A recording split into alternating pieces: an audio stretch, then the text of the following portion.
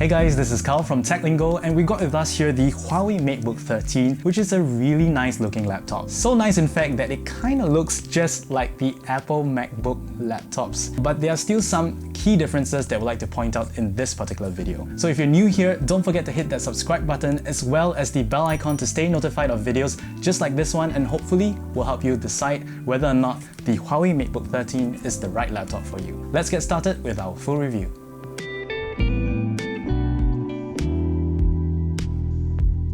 Let us get started by looking at the overall build of this particular laptop. It comes in at just 1.3 kilograms and it's only at a thickness of 14.9 millimeters, so it's a really sleek and light laptop. Huawei calls it an ultra slim metal body that is made up of metallic materials.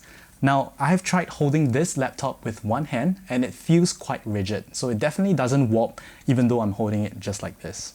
And when we talk about the ports, there are two USB Type-C ports on the left and the right side, and that's great because you can plug in your charger on either ends of the device. In fact, the MateBook comes with a 65-watt brick charger that looks just like this, and it's really small form factor. It's really quite attractive because you're not going to be carrying around a big charging brick wherever you go. So it's just this plug and a USB Type-C to C cable that looks just like this.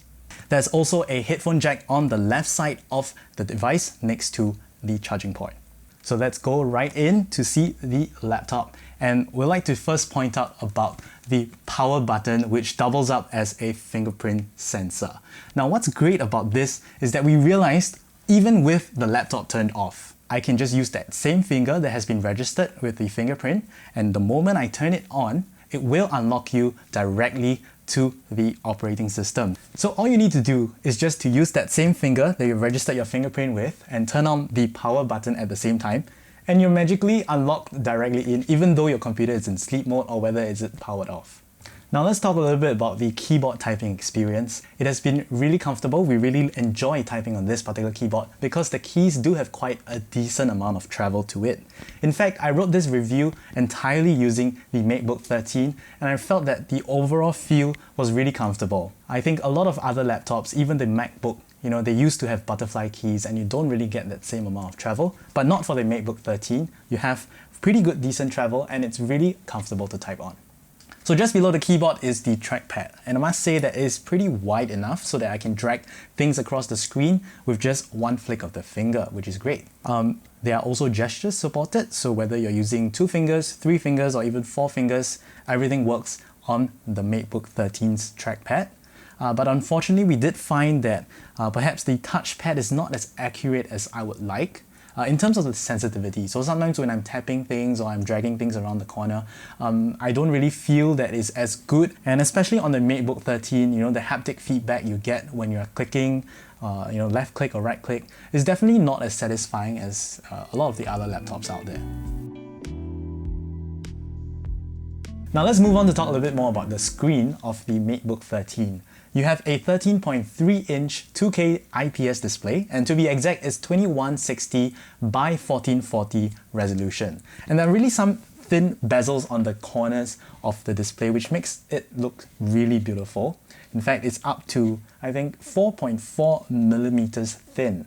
And even with the bezels so thin, Huawei was able to squeeze in a webcam directly on top of the display here.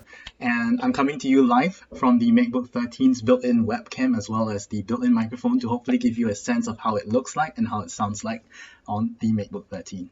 And I think video calls are really important now, especially. So I've tried laptops with cameras that are mounted below the display and it definitely gives you a really unnatural look. So I think it's really important to have a good webcam on the top and with decent built-in microphone. So hopefully that gives you a sense of how it sounds like on the MateBook 13. Another thing I like to highlight is the display on the MateBook 13. It comes in with an aspect ratio of 3:2, and that means that for every 3 pixels there is horizontally, there are 2 pixels vertically. Most of the time it's 16:9 aspect ratio. I think some of the resolutions that you've probably heard before are like 1920 by 1080p. In fact, this video is also filmed in a 16:9 aspect ratio, and we're really familiar with this rectangular field of view. But in my opinion, having a laptop that is productivity oriented, it's a pretty good move, I would say, to a lot of other laptops, even like the Surface Pro is also moving towards a more squarish display, a 3:2 aspect ratio. What I realized is that when you're looking on a Microsoft Word document, your A4 paper is usually vertical.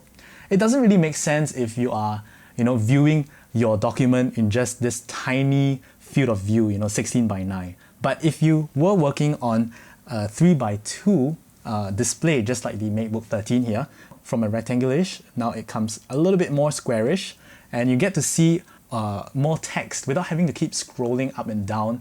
And definitely, you're able to consume more content vertically is what I'm trying to say.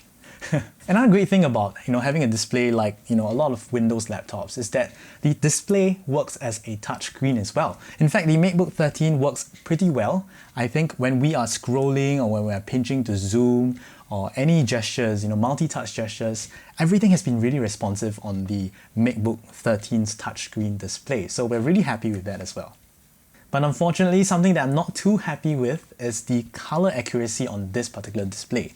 We have many other devices here. I got my PC, I got my phone, and got the MateBook 13. And then when I'm working around different devices, every time I come onto the MateBook 13, I always find that the colors do appear a little bit off. It might be a bit too warm to my liking. So I did have to play around with the display manager settings to find the right color balance that I'm comfortable with, or at least what I deem is the right color balance.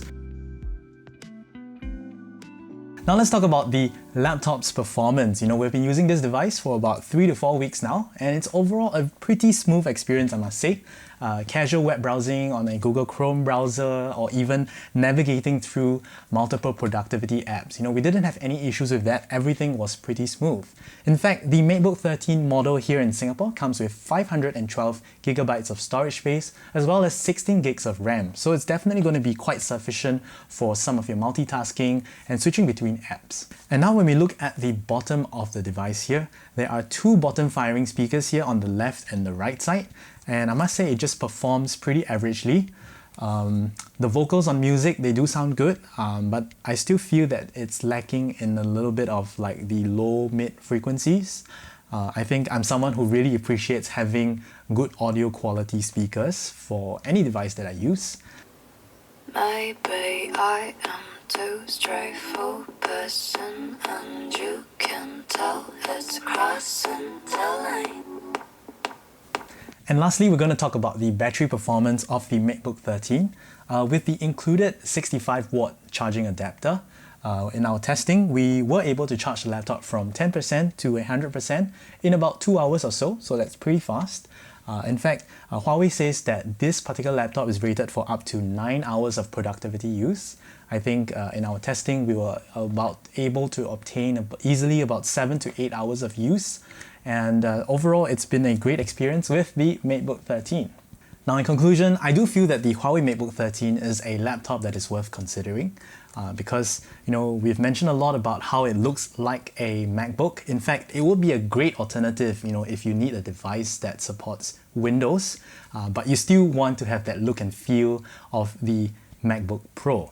In fact, we mentioned a lot about the MacBook Air in this video because it comes in at a pretty close price range. I think the MacBook Air comes in at about 1,449 Singapore dollars, while the MateBook 13 is coming in slightly higher at 1,598 Singapore dollars. Another thing I'd like to mention also is that unfortunately, the MateBook 13, being a 2020 device, it still doesn't have support for Wi-Fi 6. In fact, if it did have support for Wi-Fi 6, it will probably stand higher than a lot of other laptops out there.